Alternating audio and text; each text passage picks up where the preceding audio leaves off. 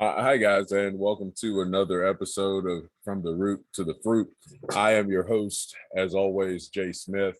Uh, Today, we're going to talk about realistic expectations and what that actually looks like, just in general. What tends to happen in my private life, anyway, is you. I draw things out in my mind that I want to have happen, and most of the time those things aren't realistic or tangible necessarily, as much as they are something that I feel has been placed in my path that I need to accomplish. um I feel like a lot of times we as humans get caught up in the details of the how, instead of when we were kids, or at least when I was a kid. I used to ask questions that really didn't have answers, like why it wasn't possible to roller skate on power lines. Like that stuck out to me because my oldest son, we were riding in the car one day. He said a similar thing, and I was like, wow, okay. And now I don't think he thinks that way. I believe as adults we steal. Is that the word, or what? I don't know if I want to use steal. We believe that there's a one way to get something done, and it's not using your imagination to do it. It's using your hands, or using something that's already been proven to be successful, and that would be the only way. um, I don't promote lethargy or laziness, but at the same time, your imagination isn't tangible necessarily. You can pull things into life. For instance, somebody got sick of not talking to people who weren't there, right? Like, so we have the telephone. Well, the telephone wasn't good enough because it was too stationary. Then we had the mobile phone, right? Like, it was a brick that's like my grandparents had one. I thought we were doing it. We weren't, but I thought we were. But it was that as big as your freaking torso and weighed 152 pounds. But that came from somebody's imagination. Uh, I think that's a tremendous part of it. You have to have a level of understanding as to who you are. I'll give an example, a personal one. And by the by, I know I say it all the time, but I want to make sure that I say uh, the stories that I give you, the names have been changed to either protect the innocent or condemn the guilty. There's no in between. Uh, when I was growing up, I lost my parents at an early age. I was walking my son to school today, and it occurred to me he doesn't have to. Let me explain.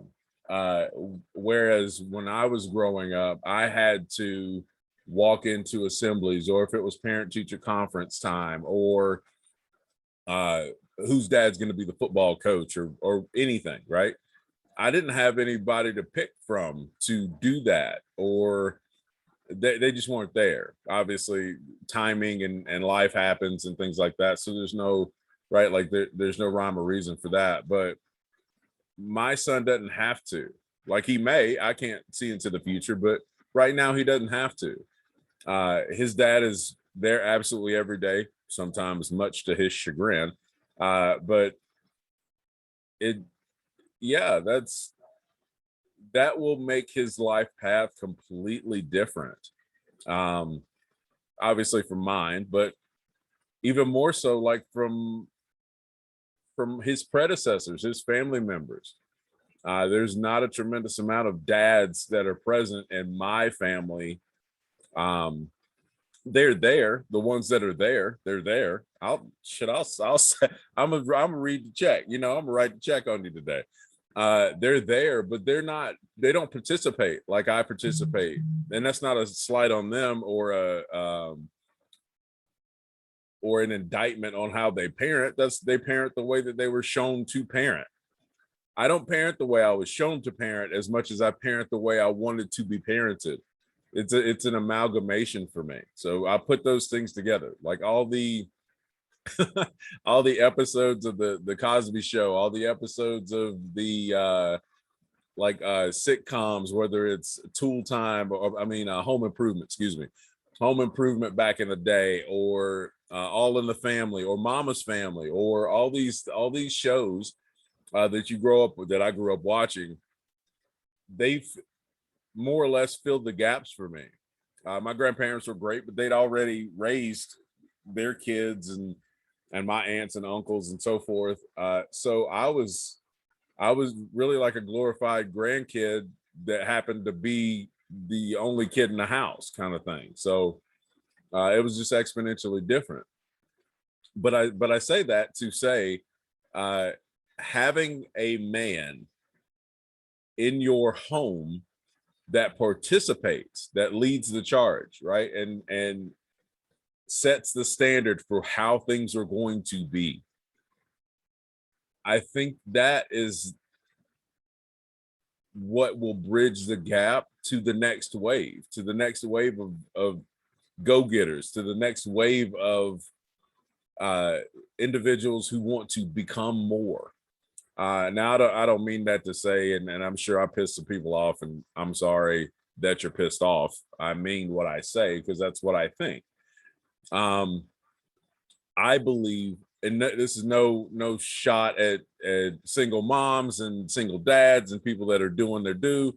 I'm not on that. That's not what I'm talking about. I'm talking specifically to how you view life as a person, whether you view it from the scope of uh, being in a two-parent home, or you view it in the scope of being in a single parent home or whatever. Your expectations are reasonably different. When I was a latchkey kid, so when I got home, nobody else was home. The expectation for me was I walk in the house, I make sure everything's the way that it's supposed to be. All my chores are done, whether it's wash the dishes, clean the bathrooms, what have you. All these things have to be done, and I'm the one that has to do them. And now, if at the time, if my grandmother had gotten home, because she worked second shift, so she worked 3 to 11, 3 in the afternoon to 11 at night. If she got home and it was midnight, let's say, and those things weren't done, oh, I'm getting up. Even though I have to wake up as a teenager, I have to wake up at 5 o'clock in the morning to get ready for school, or lift weights or whatever it was. That didn't matter. The job wasn't done, so I needed to get up and do the job. And I'll never forget there was one time I absolutely forgot. Like, it just wasn't on my sheet. I was watching TV. I was talking to my buddy on the phone. And when you actually, like, you had to sit there and talk on the phone, boy, like, it was different. I'm talking to him, like, hours go by, and then I go, fall asleep, do whatever. And I wake up just in time to be late, right? Like, just in time to realize that my grandmother's almost home. The dishes weren't washed, what have you. Oh no, I didn't. I thought I was going to be slick and hide the dishes. Yes. This is the dumbest plan in the history of plans. I'm going to hide these dirty ass dishes, and I'm going to hide them under the sink, and then I'll get to them when I get home from school. It ain't a big deal. I mean, the dishes ain't going nowhere, right? Wrong. My grandmother comes home. Obviously, she's been busting her ass at work and doing the deal to make sure I have and everything like that. That goes over my head. What do I know? Instead of doing my job and making sure I'm focused up and helping her out, I provide more work. I digress. So she finds the dishes, because she was just good at she was just really good at finding out whatever it was, just finding out. Whether she had done it, I don't know. We never got an opportunity to have those conversations. Like, did you screw up like this, and that's how you can catch me, kind of deal. I don't know if that was the case, but she just found it out, man. Anyway, she comes and wakes me up, and I'm thinking, yeah, okay, I got to wash the dishes. No, the plot had thickened and definitely twisted.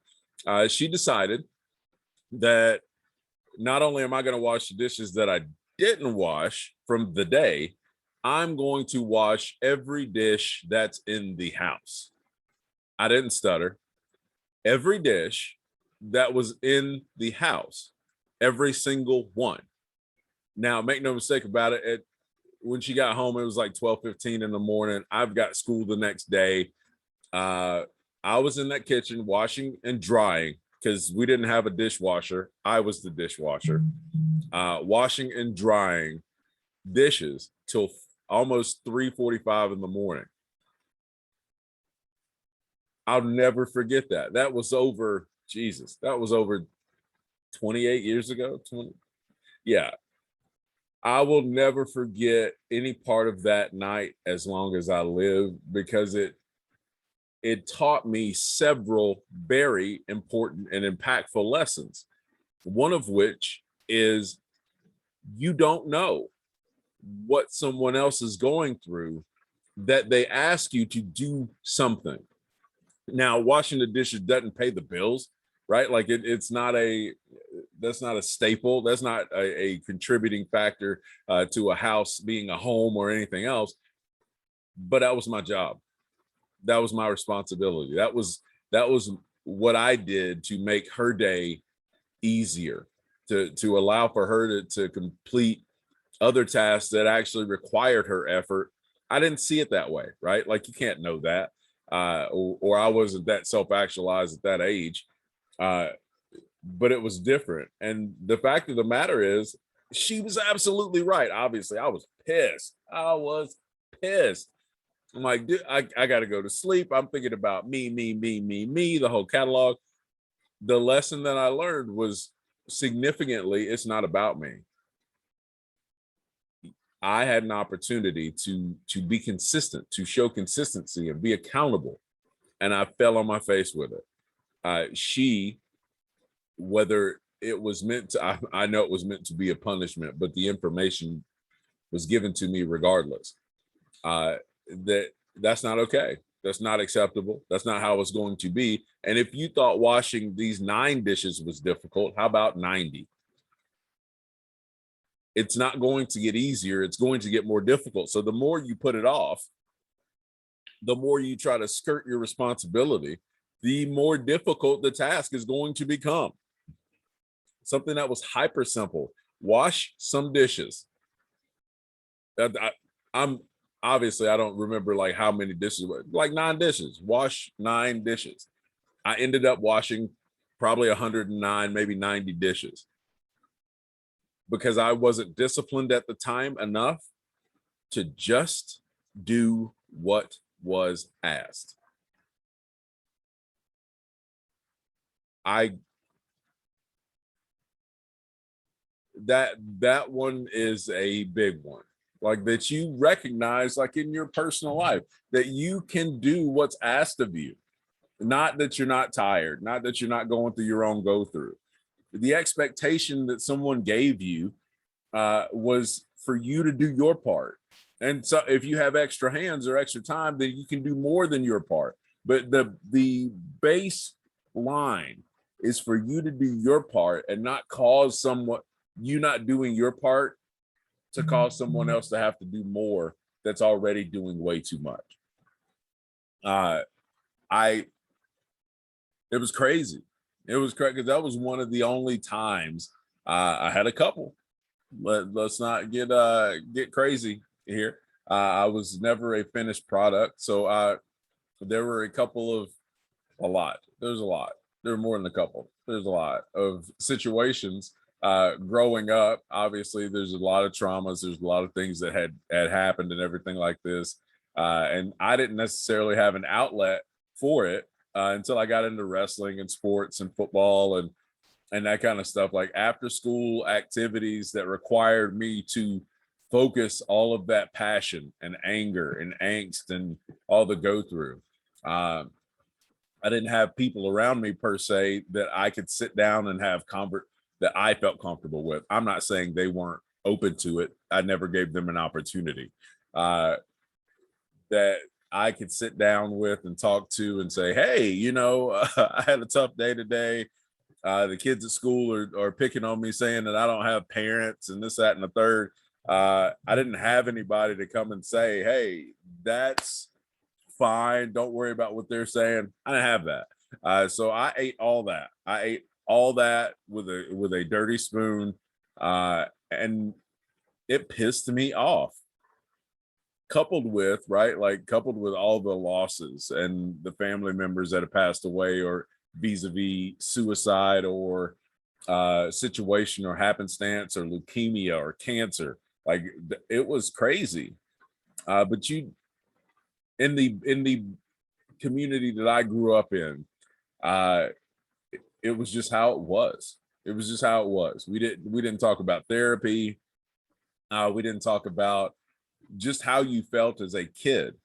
I don't like under the age of 20, a kid, right? Like under the age of 20, where you can have a open dialogue and get some information, because a lot of times the people that you were talking to had been through so many more traumas, and also they lost that person too, and also they've been losing these people and family members as well. uh so it's not a blame as much as it is a shame. It's a shame. It's a shame how that happens.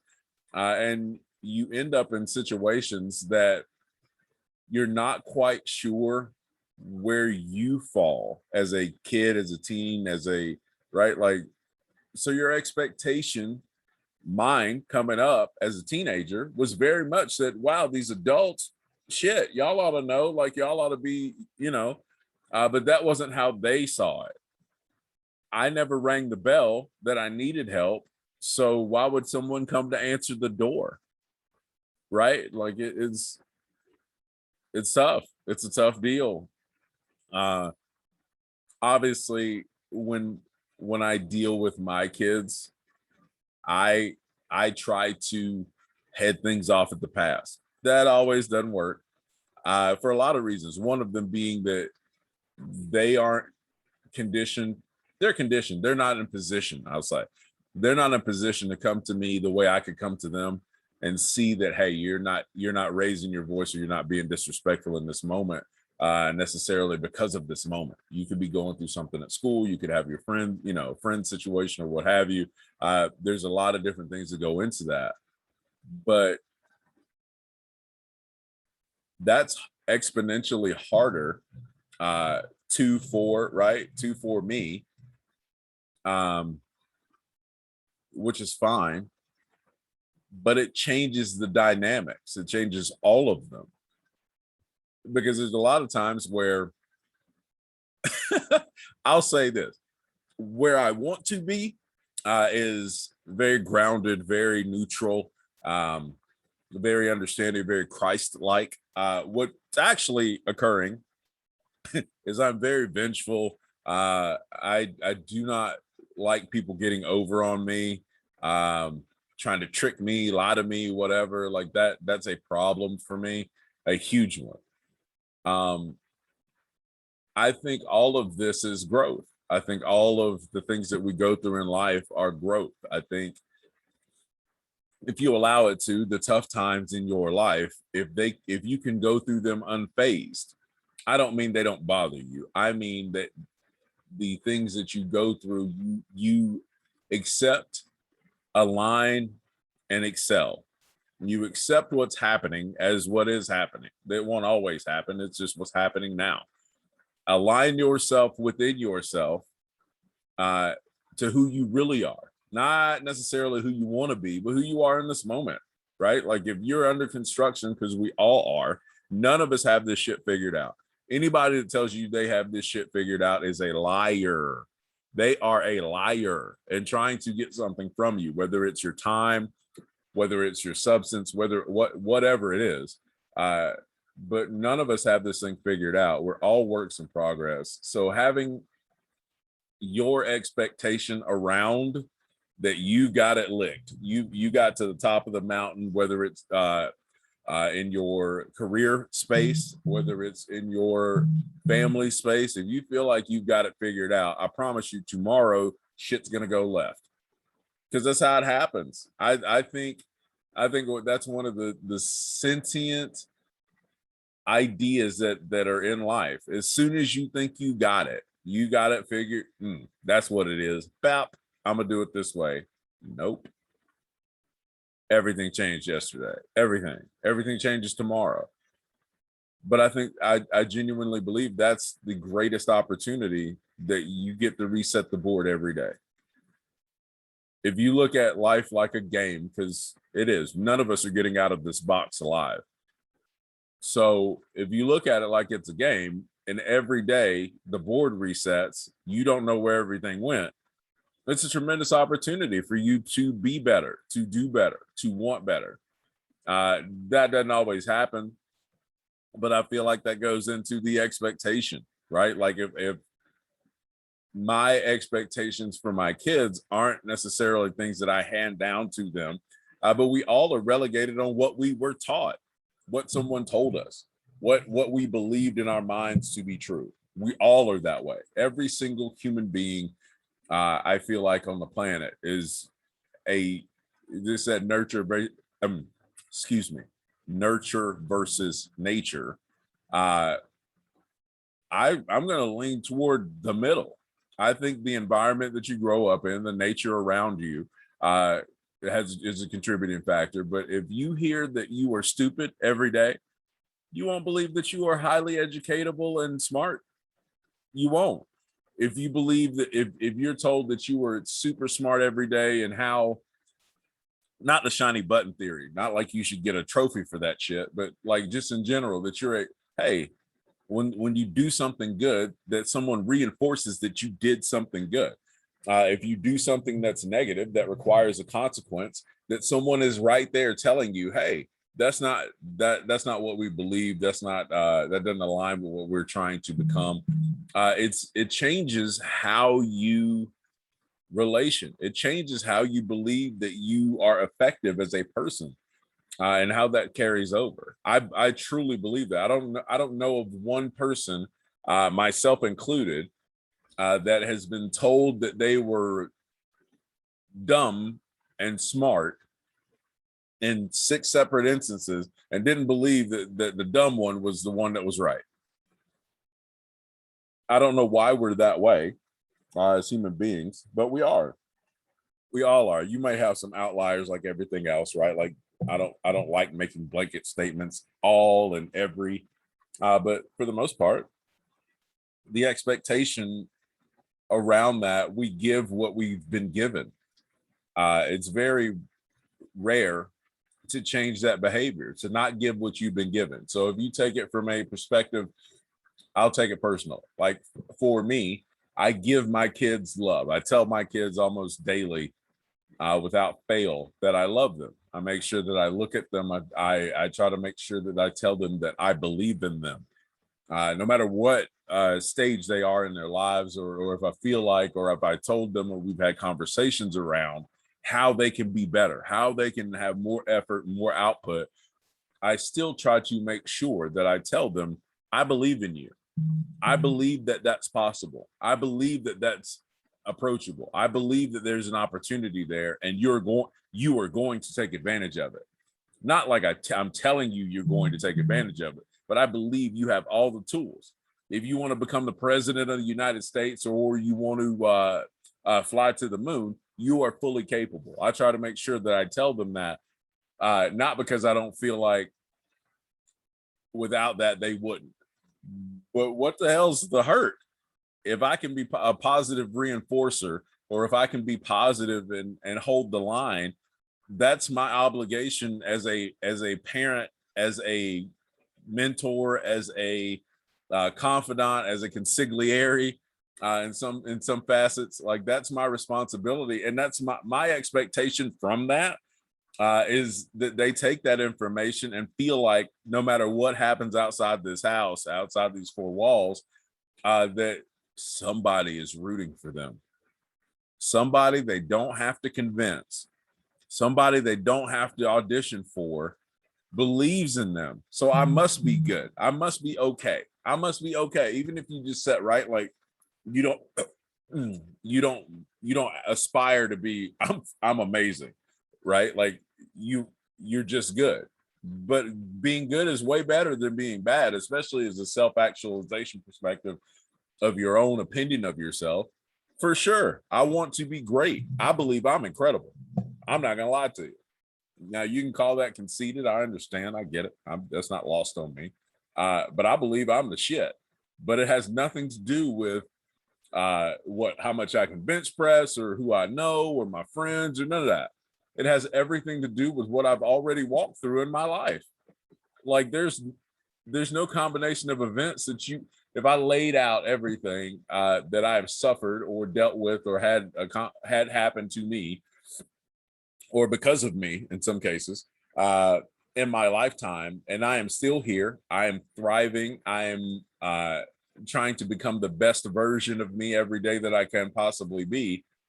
Yeah, you have to have a fixed mindset in order to get that, to bring yourself through that on the other side without losing your humanity, without losing bits and pieces of yourself. I think those things go hand in hand, and one cannot exist without the other. But the more I talk to friends, family, etc., right, like they don't feel that way. They feel like all they see is their idiosyncrasies. All they see is some of their shortcomings, and they feel like that's who they are, regardless as to the track. I call it the soundtrack, right? Like everybody has a soundtrack. Mine is some amalgamation of probably Louis Gossett Jr., Morgan Freeman, Martin Luther King, and Denzel Washington from Glory, but specifically the Denzel Washington from Glory one, not like the regular, that one. Because every morning, not every morning, it's not a fight to get up. I don't need an alarm clock. When I open my eyes, I get up, and it's usually like 5:30. Like I'll lay there with my wife. I enjoy that time. That's when nothing's going on. Nothing's calling my attention, right? Like our house is not alive yet, but it's different. It's different. My expectations for myself is greatness. Now that doesn't mean that I'm on the world stage or some whatever, but it is a fairly simple, executable daily walk in doing exactly what I set out to do as many days in a row as I can get it going. I feel like that's great. I feel like that's the definition of greatness, that you are able to be consistent, comprehensive, and counted on. I think there's a lot of merit in that, and I don't think there's enough of them. I don't think there's enough of us where you are trying to get better, be better, and you are taking active steps in your life to pull other people along, not just yourself, but pull other people along into that and make you feel, and you can call it selfish shit. If you help 15 people and 13 of those people are thriving, you're going to feel good about that. Some of that is selfish, yes. And anybody that says, no, well, I help people because I see kids that can't read good and I see midgets that aren't tall or small people. I'm making a joke, but you get what I'm saying. But out of the kindness of my heart, I don't want anything, but you're getting something anyway, because you are. Even if it's that warm fuzzy that you get from helping someone, that's selfish. That's self-fulfilling. It just is. If you believe that your buddy needed $10 and you told him no, and now he's pissed at you, well, that wasn't your buddy anyway. It wasn't. That's real. It wasn't. I think it's difficult. I think all of these things are difficult. I think being an adult in the world, I think existing is hard as shit. But so is not. So is not doing anything. So is being a victim of your own circumstances. That shit's hard too. And I would give you a measure of information that's actually harder. That's actually harder. So if you believe that being buttoned up, being situated is hard, then what do you think being all over the place, forgetting where your kids are supposed to be picked up from school, being, you know what I mean? Like being scatterbrained, that can't be easier. It can't be. By definition, it can't be. It can't be easier. Expectation of who you are, not who you want to be. We all want to be something more, right? Like, so not with a the ego level of importance. We all want that in some scenario. But if you can carve your expectations around being better for you, not for anybody else, for you. And I suffer from that as well. I want to be the best version of me for my wife. My wife is far, far more important to me than I am. I don't mean that like, how can I tee that up? She is more important to me than me. I've been with me. I know what I'm built from.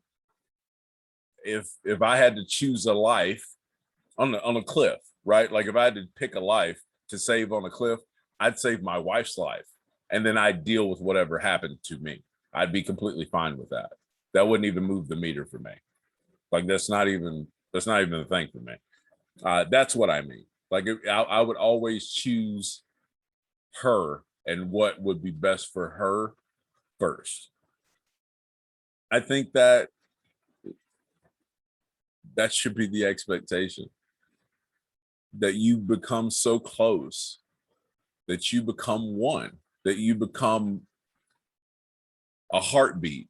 So when she expands, I contract, right? Like it's this ongoing song. I think that's what it has to be. Otherwise, it wouldn't work. It wouldn't work for me.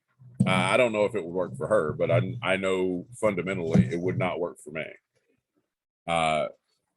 For a multitude of reasons. It has to be marriage, relationship, whatever. Like it has to be equal.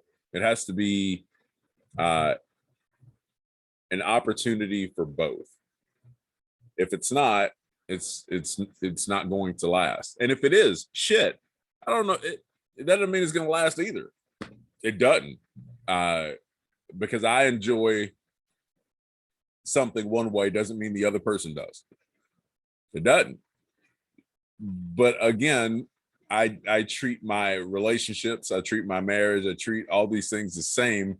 If I give everything that I possibly can, yeah, even if it works out, excellent. That's a result of the ongoing effort and consistent love and dedication to it. If it doesn't, it we all play the blame game. If it doesn't, it ain't my fault. I did everything plus. I was there plus. I stayed nights, weekends, worked extra plus. There was not one more word or sentence I could put together. There was not one more bouquet of flowers I could have gotten, or trash I could have taken out, or kids I could have picked up, or a situation where I didn't want to do it, but I did it anyway. And we had a great time and made great memories. There's not one more thing. I did all the do I can do. So if you don't want that, bet, cool. We can shake hands and roll out. I know it sounds cavalier, but that's truly how I feel. If I choose you relationally, I don't mean like specifically my marriage. If I choose you as my friend, and we equally, right? Like I've got people in my life, like several, that have been friends with me or been a part of my life for over 30 years. Easily. Childhood, we can talk about what actually happened in the 80s, 90s, 2000s, 2010. Like we can actually talk about that. Yeah, it has to be push and pull and give and take. If it was all take, I got rid of the takers a long time ago. Shit, if you just show up to get something, I ain't calling you for shit. Nothing. It's just different. I've always been okay being by myself. So when I give out, right, like my expectation around giving out my energy is that it's reciprocated. And if it's not, I just keep it. I don't need to beg you to take my time. I don't need to beg you to whatever. I'm good on that. But I mean, like I said, that's a part of it. The expectations to make sure that you are trying to be the very best version of yourself that you can functionally and adaptively execute. I think that's the number one thing as a human, as a parent, as a person, um, as a husband, as a father, that you are trying to be the best you can be for yourself and those around you. Yeah, this has been another episode of From the Root to the Fruit. I'm your host, as always, Jay Smith. It was great talking to you guys. Do me a favor, if you like the content and you've made it this far, please like and subscribe. It helps the channel a ton. It has to do with the algorithm and some kind of midget stuff that they do in there. But take care of yourself and everybody else. Be well.